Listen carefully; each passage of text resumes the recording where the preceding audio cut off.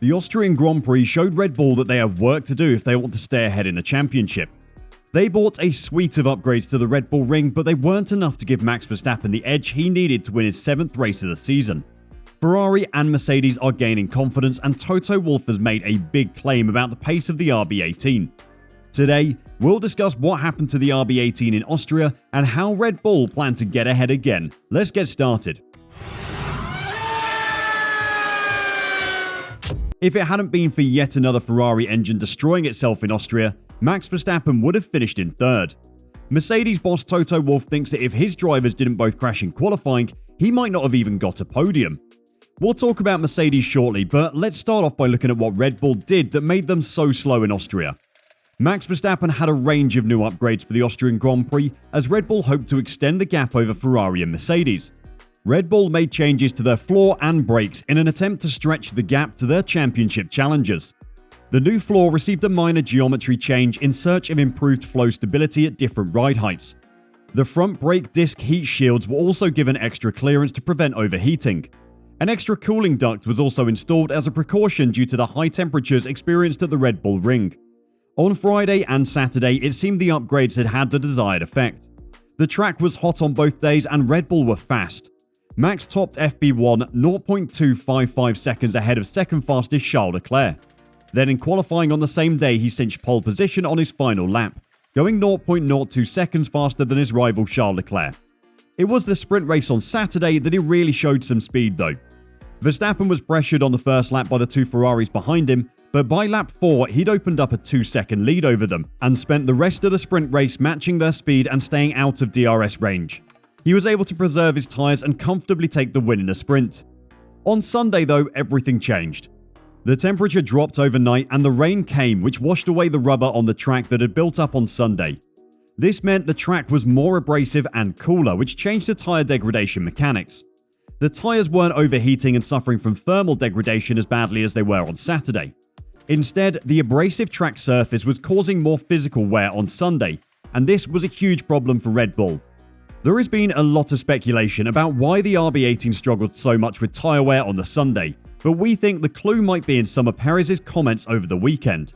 He complained that the car was developing away from his preferred style, meaning Red Bull were probably bringing upgrades that favoured Max's front-end heavy style. Max really likes a car that can sharply turn into a corner and then uses his natural driving talents to control the understeer that tends to come from that style of setup. Understeer though means the car is sliding more on the tyres, and on the more abrasive Red Bull ring surface on Sunday, that would have meant much more tyre degradation than earlier in the weekend. Verstappen commented that he soon became aware of Ferrari's speed in the opening laps of the race and has urged Red Bull to find out why. "I think second place is okay because the whole race we were too slow," Verstappen told the media. "Ferrari was simply faster. Normally we're good with the tyres, but here we had problems. After 2 laps we were slower than expected and Ferrari was faster than expected. The last 8 laps in the sprint were also fast.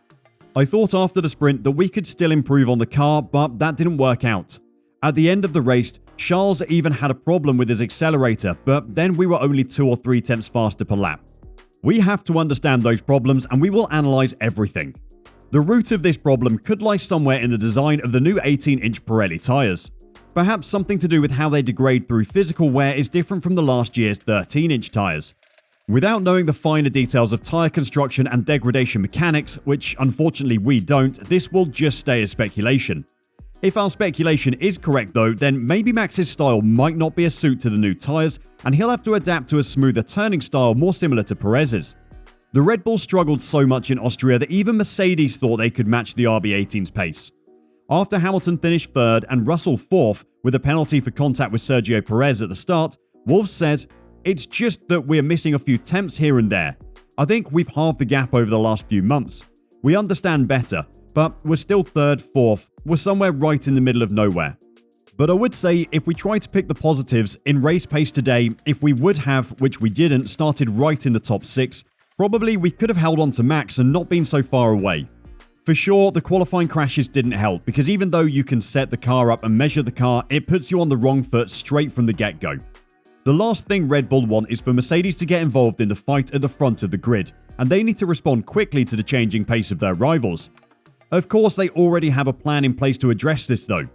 At Red Bull, the approach of optimization looks set to continue, with changes expected from the bottom to the top of Max Verstappen and Sergio Perez's cars over the coming races. It is believed that Red Bull will bring an updated floor to the next round of the season in France, before making further tweaks to the RB18 side pods at Verstappen's home race in the Netherlands after the summer break. While development on the 2023 car is already likely to be in full swing in the background, Red Bull are planning even more updates before this season is out. Following the triple header sequence at Zandvoort, Spa-Francorchamps and Monza in late August to mid-September, a final push is expected during the late flyaway events.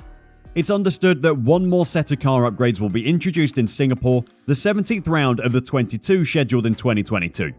Little is known about what might happen beyond that. A lot will hinge on how the championship looks after the summer break. If Red Bull are confident they can maintain their lead and win both the Drivers' and Constructors' Championship, then they'll probably make the Singapore upgrades their last ones for the season and turn their full attention to the 2023 season. There has been a bit of a sticking point for Red Bull in their development this season, and that is their car's weight. The minimum weight this season is 798 kilograms, and in an ideal world, Red Bull need to get the RB18 to that exact number. Reports have said that the Austrian GP upgrades increase the weight of their car again, and they might be as much as 10 kilograms overweight at the moment. That will need to change if they want to maintain their leads in both championships. Something that was expected to be a stumbling block for Red Bull's development was the changing regulations regarding skid blocks. The regulations regarding the flexibility and amount of wear a skid block could suffer were quite clear, but as always, teams have found a way around it. A technical directive released at the Silverstone Grand Prix changed how the FIA will be checking the team's flaws to ensure they abide by the rules.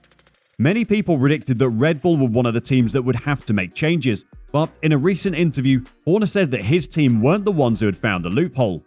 "From what I'm told, I'm not even sure whether we need to make any adaptation," said Horner. Just because his team might not have to make changes though doesn't mean he agrees with their intervention. The workaround will be outlawed as of the Belgian Grand Prix after the summer break, and Horner suggested that it's unfair to move the goalpost halfway through a season. "Well, this is the problem, isn't it? The regulations need to be black and white," he told the media. "I think we end up with encyclopedias that sometimes are way too complicated, and there's no such thing as the intent of the regulations, it's a binary thing." So the F1 Commission meeting, there's many things to discuss on the agenda. Maybe 2 hours won't quite be enough. It will be hard to work out if Red Bull had to make changes or not when we get back from the summer break, because the teams like to keep their flaws hidden from the cameras. If Red Bull don't have to make changes though, then the extended testing of the skid blocks could be an advantage for them. Their closest rival Ferrari have admitted that they will need to make changes, and this could impact them on the racetrack. If Ferrari need to make changes, there will likely be a negative impact on their lap times. Development has been non-stop this season, but after the summer break, we might be able to declare a clear winner for the season. The number of races left is decreasing rapidly, and teams are running out of time to catch up with Red Bull. Ferrari need to make their move now because Red Bull's bold development plan might be enough to get them over the finish line. Do you think anyone can catch Red Bull and Max Verstappen now? Or can Ferrari stay in the fight to the end of the season? Let us know your thoughts in the comments section, and until we see you next time, drive safe and bye for now.